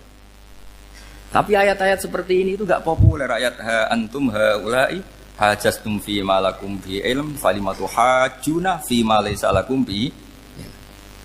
Jadi Islam, betapa hebatnya Islam. Kalau debat harus ilmiah. Dan Kanjeng Nabi menantang, ini perjanjian kita debat ini ilmiah. Kenapa sekarang jadi tidak ilmiah? Yaitu kamu mengatakan Ibrahim itu pengikut Yahudi. Padahal Ibrahim dengan Yahudi itu dulu Ibrahim. Makanya Yesus kalah, man. Tapi tetap ra Islam. Tapi nah, makanya terus Ka'bah dibuktikan ketuaannya lewat apa? Fihi ayatum bayinatum maqamu Ibrahim. Itu bukan makam kuburan. Karena makamnya Nabi Ibrahim tetap Hebron, temudi Palestina. Kira-kira itu Palestina. Jare Israel yo ning Israel, mbah menang di. Jare ning Israel yo ning Israel, jare Palestina ning. Saya pernah ziarah ke sana di Hebron. Di makamnya Nabi siapa? Ibrahim. Jadi jelas ya. Jadi nasa mansuh itu ketentuan yang dikehendaki Allah Subhanahu wa taala untuk menguji loyalitas manusia, menanggalkan semua akalnya. Makanya saya mohon sekali siapapun yang ngaji saya dimanapun, sekali-kali manusia itu harus menanggalkan akalnya. Sekali Anda pakai akal, maka Anda akan ingkar dengan nasa mansuh. Nasa mansuh itu hukum yang direvisi, yang dibatalkan. Makanya orang Yahudi lagi-lagi pinternya orang Yahudi. Merovokasi orang-orang yang Islamnya belum kuat, diprovokasi gini. Ungzuru ila Muhammadin tahayyara fi din yukhillu yawman wa yuharrimu ukhra. Lihat itu Muhammad, dia kebingungan cara beragama. Kadang bilang A, besok bilang B. Jadi nasa mansub dianggap satu bentuk kebingungan. Gak kurang ajar tapi. Wah, akhirnya sebagian orang yang murtad. Makanya nasa mansub itu satu peristiwa yang menjadikan banyak orang murtad. Karena diprovokasi orang Yahudi bahwa itu bentuk kebingungan Muhammad. Akhirnya terus saya qulu sufa minan nasi ma wallahum angqiblati mulati kanu aliyah. Nah, kelirunya orang Yahudi adalah ternyata nasa mansuh yang dipilih Rasulullah itu semuanya ada di Taurat dan Injil. Termasuk di Taurat dan Injil disifati dan Nabi sholli ilal qiblatain, bahwa Nabi ini akan bersolat dengan dua kiblat. Makanya tetap ditantang. Qul fa'tu bit-taurati fatluha in kuntum shadiqin. Kalau kamu tidak percaya bahwa saya ini orisinil, ayo bareng-bareng mengkaji Taurat. Tapi mereka tidak siap mengkaji Taurat. Karena Taurat semuanya mendukung Rasulullah Muhammad SAW. Fatluha in kuntum shadiqin. Makanya ini penting sekali ngaji. Jadi perdebatan itu macam-macam. Dan itu pinternya orang Yahudi. Ungzuru ila Muhammadin tahayyara fi dini yukhillu yawman wa yuharrimu ukhra. Ini penting sekali. Makanya nasa mansuh itu uji loyalitas. Itu Imam Malik kalau mencontohkan ke Imam Syafi'i. Saya berisikan contoh fikih. Ini saya melanggar waktu ini. Ini sudah berapa? Saya yang tidak mengesahkan diri saya. Ya misalnya ini ya, ini kertas bawa ya, ini kertas saya bawa. Terus ini tak kasih uang misalnya, uang 100.000. Atau kalau contoh Imam Syafi'i dulu dididik Imam Malik begini. Ya Syafi'i kalau kamu punya 2 budak, 2 pembantu, kalau dulu kan masih ada budak, 2 pembantu lah kira-kira. Seneng mana, yang cerdas sama yang goblok? Seneng yang cerdas. Kalau yang nurut sama yang bantahan, seneng yang nurut. Lah yang nurut itu yang goblok. Makanya tinggal dibalik saja. Kamu tak beda ya. Seneng mana punya istri yang cerdas apa yang goblok? Coba jawab. Atau ibu-ibu mbak-mbak ini, seneng mana punya suami yang cerdas atau yang goblok? Kalau cerdas gak bisa diakali. Tapi goblok nurut tapi ya kadang di sini-sini kan di sini. Nah, itu kan antar manusia. Masalahnya kita menghadapi Allah Subhanahu wa taala yang semua kita pasti bodoh. Kita menghadapi Allah Subhanahu wa taala yang semuanya kita pasti bodoh. Allah jelas ngendikan wa kanal insanu dzaluman jauhlah, manusia itu banyak dolimnya. Dolim itu sifat mubalaghah. Kalau orang dolim sekali dolim, kalau sering zalum, kalau jahil biasa jahil, kalau banget jahile jahul. Bahasa Arab kan gitu memang. Ghafir, pengampun biasa. Kalau ghafur selalu mengampuni. Syakir, makanya sifatnya Allah Ta'ala ikut wazan fa'ul semua. Ghafur, syakur. Atau diikutkan wazan fa'al. Kalau goblok biasa jahil, goblok banget jahal kan itu. Kafir biasa kafir, kalau kafir banget kafar. Ya, jadi wazan balagha itu bisa fa'al, bisa fa'ul ya. Kafirin, kafar atau kafur. Paham ya? Malah kok malah ngaji nahwu. Ya tapi ini memang perangkatnya ya. Ini kan perang mau tidak mau. Makanya misalnya Allah tidak suka kulla kafarin banget kafir ya, Pak. Paham ya? Kulla khawanin banget khianate. Kalau khain khianat biasa, kalau khawan sering khianat. Lah manusia itu kata Allah apa? Zaluman. Wis banget dolime, banget bodoh. Itu kalau yang ngarang hikam mencontohkan tuh gini, manusia itu pas bener saja salah, apalagi pas salah. Jadi manusia itu kata Imam yang ngarang hikam itu, man itu kanat mahasinhu masawiyah, fakih fala takunu masawihi masawiyah. Ketika baik saja buruk, apalagi ketika buruk. Coba kalau ada orang dermawan sama teman-temannya, tanyakan istrinya, duit dihambur-hambur, disekno konco ngalono bojo. Mesti itu. Teman yang sering silaturahim ke teman-temannya, kata temannya baik, senang silaturahim, tanyakan istrinya, oh meninggali wong gitu. Jadi manusia pas baik saja ada buruknya, apalagi pas buruk. Makanya dulu bapak saya ngajarin saya istiqomah ya apik ya, tapi kadang-kadang nak keterusan itu ora istiqomah ngangkangi orang yo ndak punya kesempatan. Misalnya ada imam masjid ngimami terus sampai tua sampai mau mati, itu istiqomah apa ndak memberi peluang yang lain? Ndak jawab aja. Jadi itu manusia. Jadi pas baik saja buruk, apalagi pas buruk. Kayak saya gini di sini ngajar baik, tapi saya ada sopannya harus di atas. Padahal banyak orang sepuh, ada Pak On, ada beberapa yang kan terpaksa nggak sopan. Tapi sampean yang nyuruh, berarti sampean yang dosa. Kemarin-kemarin saya minta di bawah supaya ganjaran saya utuh, ini gara-gara begini ganjaran saya ini agak terkredit apa? Terdebet itu karena itu. Saya teruskan. Jadi manusia itu punya sisi itu karena manusia itu dzalum dan apa? Jahul. Wa kanal insanu dzaluman. Problemnya ini ngadepi Allah yang selalu pinter, yang kita selalu bodoh. Misalnya gini, kamu ditanya Allah.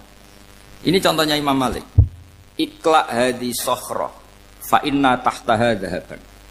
Coba bongkahan batu itu kamu angkat, di bawahnya ada emas.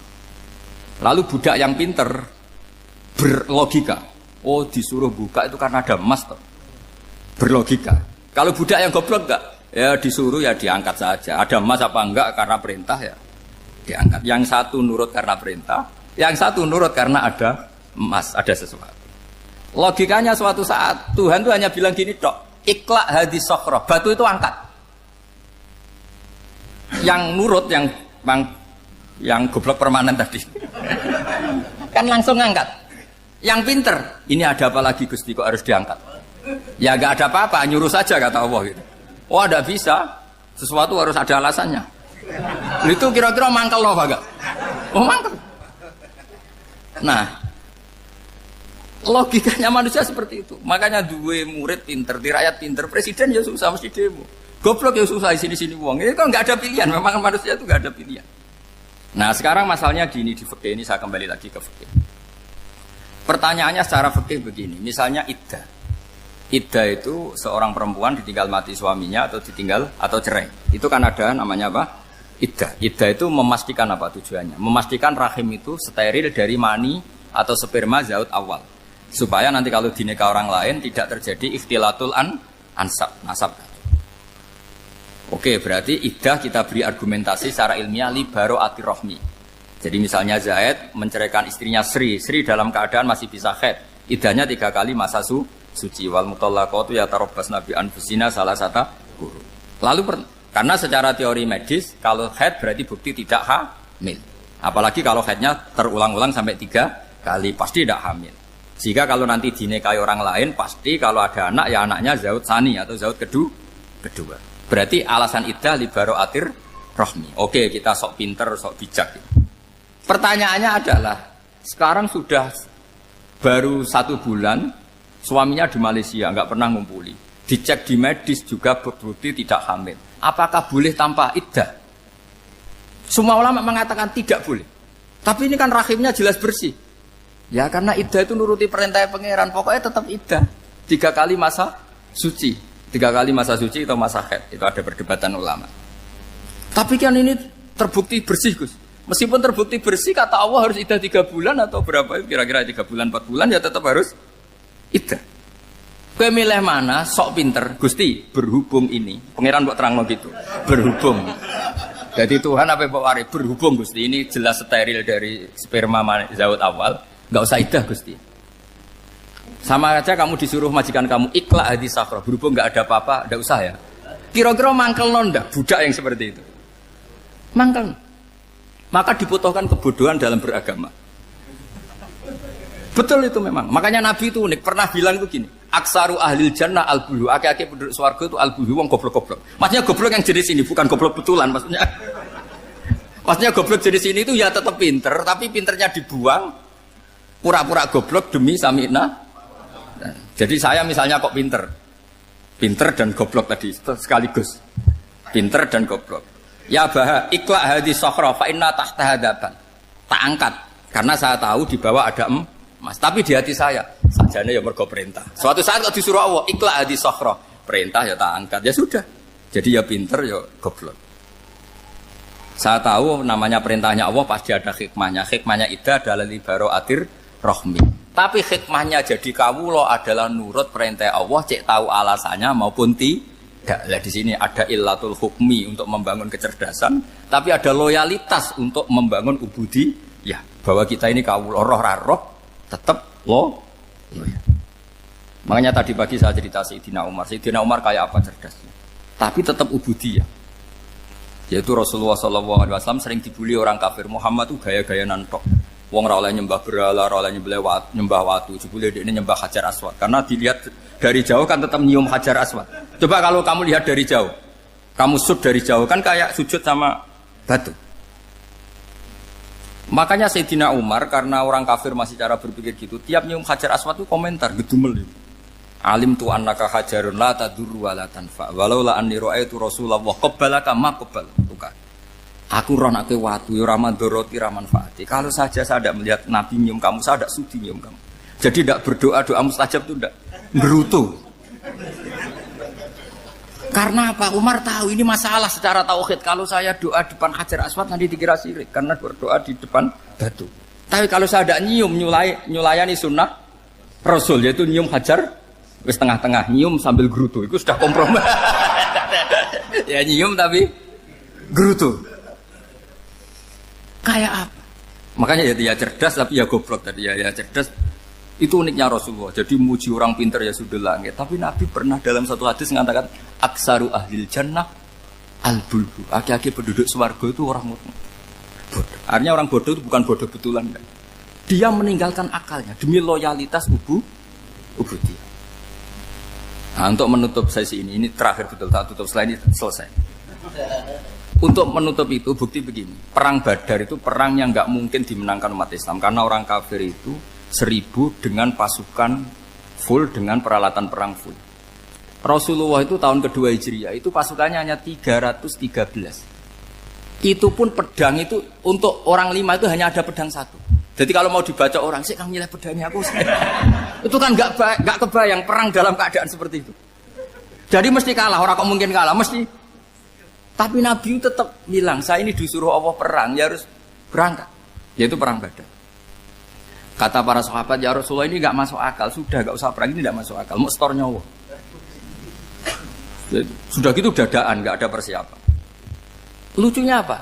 Sahabat itu ketika Nabi tetap berangkat. La akhrujanna walau waqti. Nabi menginginkan saya tetap berangkat meskipun sendi. Setelah Nabi berangkat sekian meter, tuh sahabat ikut semua. Kata Nabi, lah kamu kok ikut? Ya ikut saja. Kata kamu mesti kalah. Ya anggap saja setor nyawa. Demi loyalitas pada jenengan. Itu makanya nggak ada periode sebaik periode sahabat.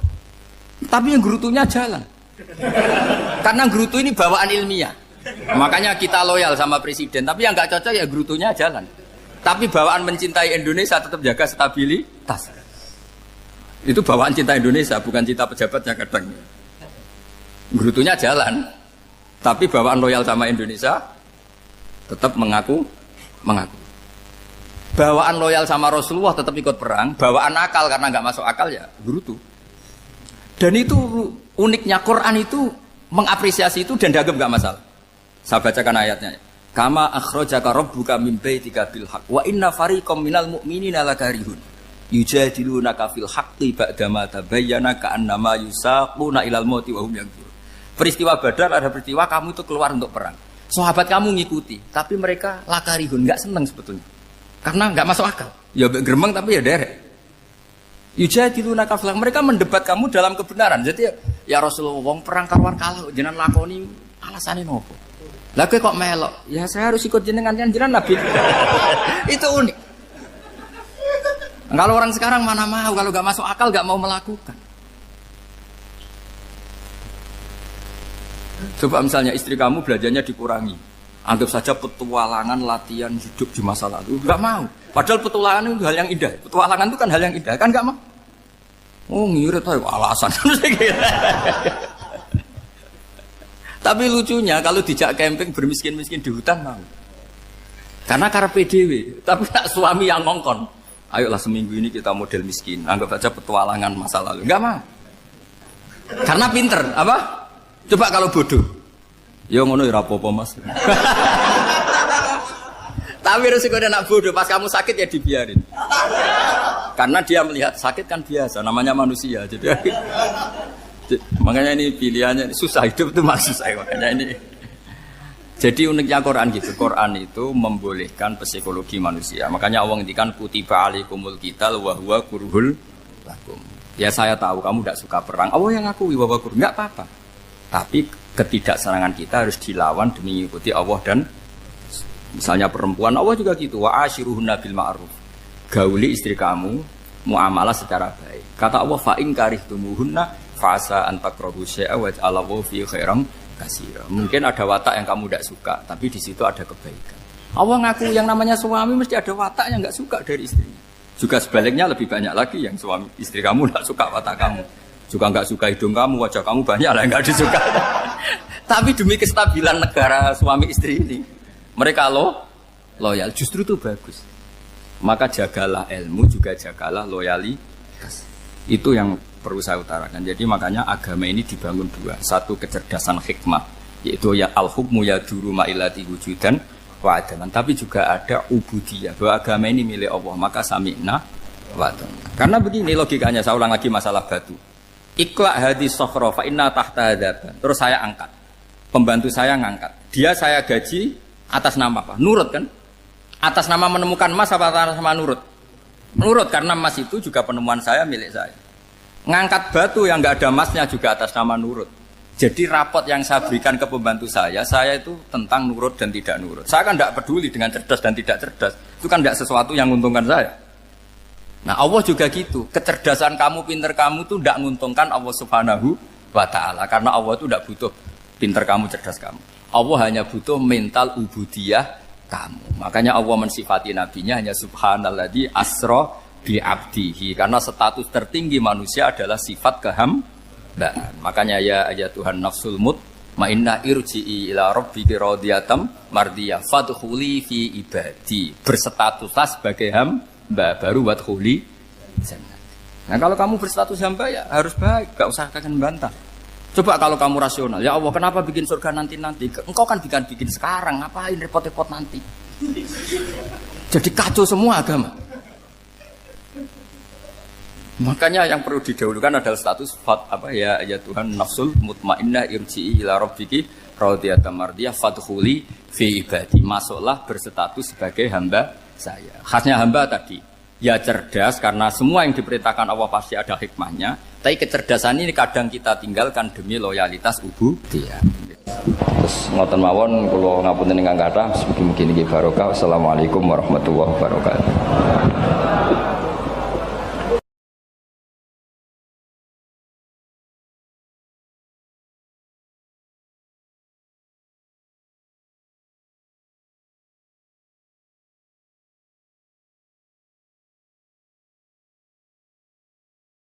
Ono bajingan kondang, gak tahu konangan. Atau koruptor paling gampang. Koruptor urung ketangkep KPK.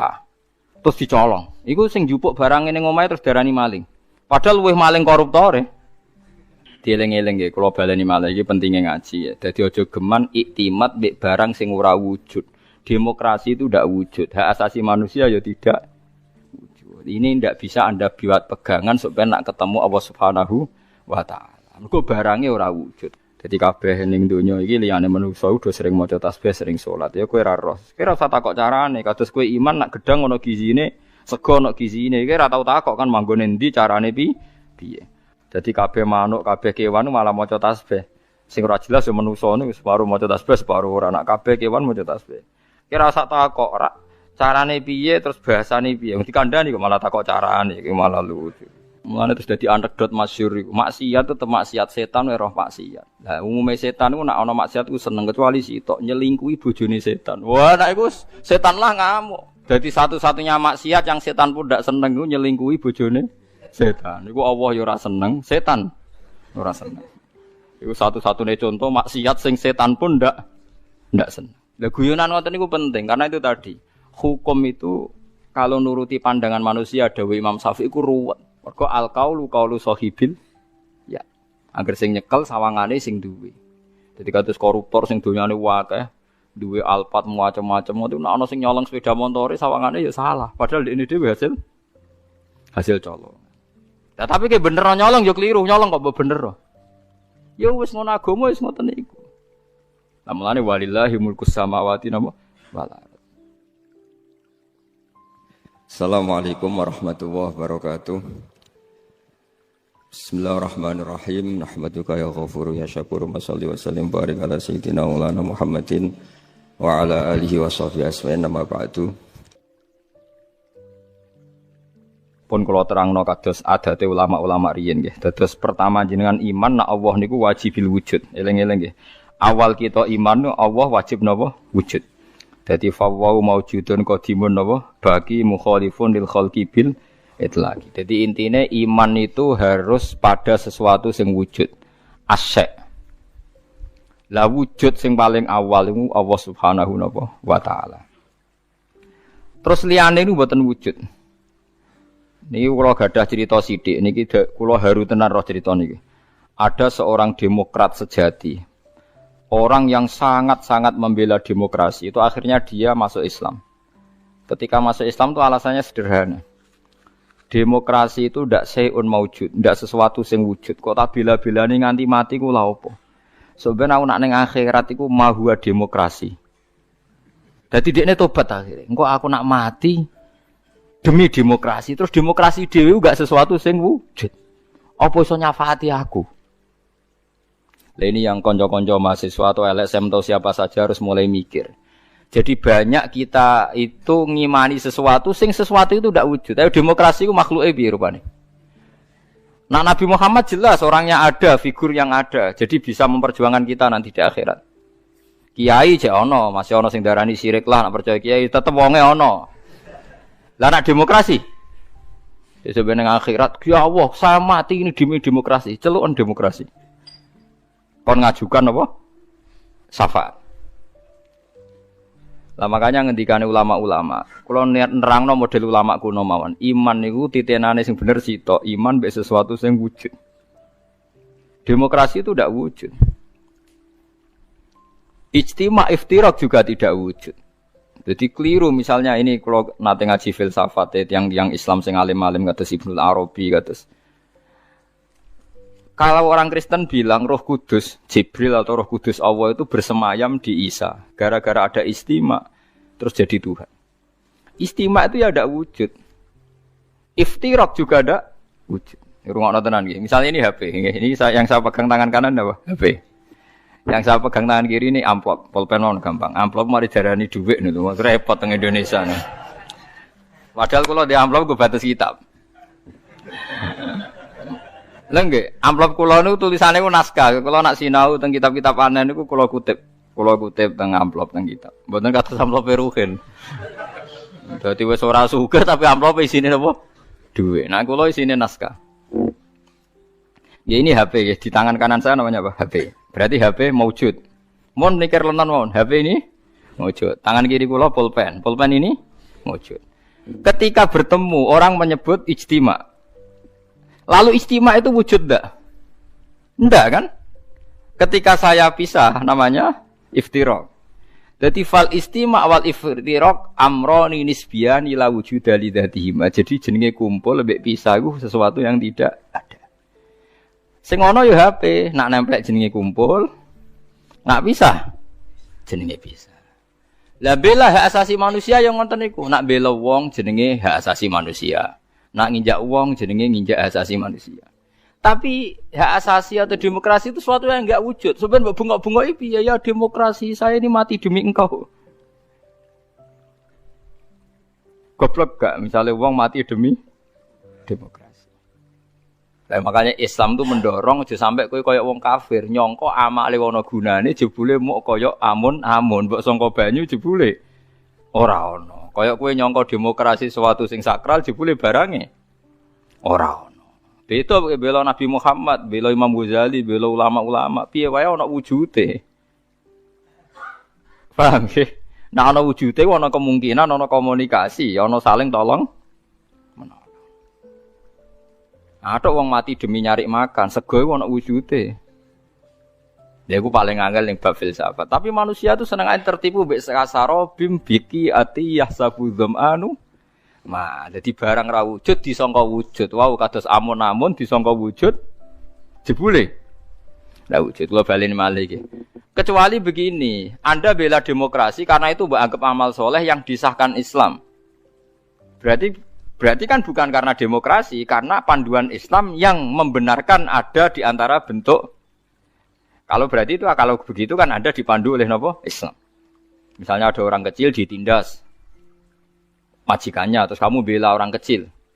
Wah ini atas nama demokrasi tidak boleh. Tapi di hati kamu sebetulnya bela Islam, karena Islam menyuruh menolong yang lemah. Yang menolong yang lemah dalam konteks nasional misalnya dibahasakan demokrasi itu boleh. Tapi masalahnya juga nanti mungkin Rasulullah cemburu. Dadi yo sing apik ora jare aku tapi jare demokrasi. Lha iku yo repot meneh. Lah selama ini kasusnya begitu, semua kebaikan seakan-akan sumbernya dari demokrasi, tidak dari napa? Islam. Menolong orang lemah demokrasi, membela kaum minoritas demokrasi, menegakkan keadilan. Lah nek kowe ditakokno Kanjeng Nabi, dadi aku ora tau mbok sebut. Resiko lagi kan? Wes saiki semenjak ngaji ini ke milih ndi? Milih dipandu demokrasi apa milih dipandu Kanjeng Nabi? Tenan wani. Nah, engko nang isen ngarepe wong akeh lho, masalahnya kan kurang gaul misal. Nah, mulane wong kudu mikir, adinu aqlun waladina liman la kalala. Terus sing wujud iku HP, sing wujud iku pulpen. Nak ditemplekno jenenge kumpul, nak dipisah jenenge bisa. Tapi pisah mbek kumpul barang sing ora wujud. Lah barang ra wujud saiki kudu dimani orang mati demi demokrasi. Lalu demokrasi itu apa wujud? Mana ada orang tobat itu perkara ini. Nanti kalau saya di akhirat ditolong demokrasi kan tidak juga. Amalannya pun bener, iman yang kejenengan be Allah, be Kanjeng Nabi pun bener. Mergi iman be barang sing napa wujud. Lalu kedua, Kalau Anda iman fungsinya makanan atau minuman atau makhluk selain Allah, niku bener wujud, tapi wujud yang berkesudahan. Makanya disalahkan juga sama Allah, wong barang berakhir berkesudahan kok mbok imani. Makanya namung iman be Allah Subhanahu wa taala mergo hayyum bak napa hayyum bak. Makanya Allah ngendikan wa tawakkal 'alal hayyil ladzi la yamut. Kena tawakal ya be zat sing ra iso mati. Karena kena percaya presiden mati. Percaya ya wujud tapi mati. Ya bingung barang presiden. Paham ya? Duit ya hilang. Wis mati sik malah sedurunge wis mati duit wis mati. Sing urip-urip kan kowe. Dadi duit pastine wis apik tengok-tengok wis mati.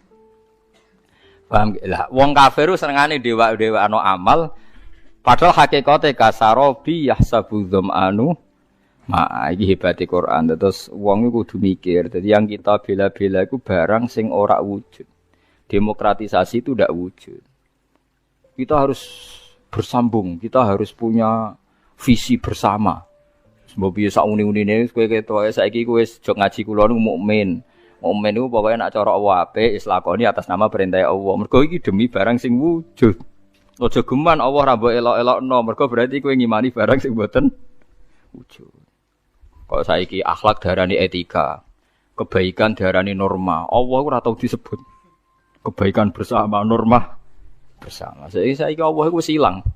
Wah, barang apik jenenge etika, barang apik jenenge norma. Ora tahu meni Allah ngajarkan ini Rasulullah. Suwe-suwe bahkan orang itu sampai bisa bayangkan tanpa agama karena merasa sudah bisa menemukan norma tanpa agama. Lalu lucunya banyak santri yang ngikut itu. Ya itu musibah. Musibah tenan niku. Iku berarti dekne imane koyo wong kafir. Kasarobi tasabu dzamanu napa? Hatta idza ja'u lam yajidu tenan ketika dibela-bela nanti di akhirat demokrasi itu udah ada. Sing ana Allah nyalahno kowe. Sing ana malaikat mungkar nakir, malaikat malik nyalahno kowe. Nah, makanya sekarang dilatih iman